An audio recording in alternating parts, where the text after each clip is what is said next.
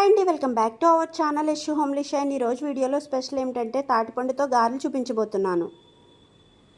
ఈ తాటిపండుతో వంటలు చేస్తారని చాలామందికి బహుశా తెలిసి ఉండదు.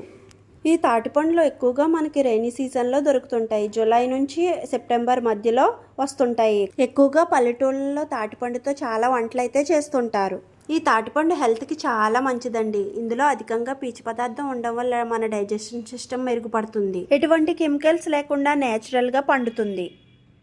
మా చిన్నతనంలో ఎక్కువగా తాటిపండ్లు బొగ్గుల మీద కాల్చుకుని మరీ తినేవాళ్ళు. ఈ తాటిపండుతో పల్లెటూరులో చాలా వంటలు అయితే చేస్తుంటారు. తాటి బూర్లు, తాటి గారెలు, తాటి ఇడ్లీ, తాటి రొట్టె అయితే చాలా ఫేమస్.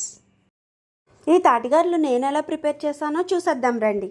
ముందుగా తాటిపండులో ఉన్న గుజ్జును సెపరేట్ చేసుకోవాలి. దాన్నే తాటిపేసం అని కూడా అంటారు. ఈ తాటిపండుకున్న ముచ్చుకును ఈ విధంగా వలిచేసుకోవాలి.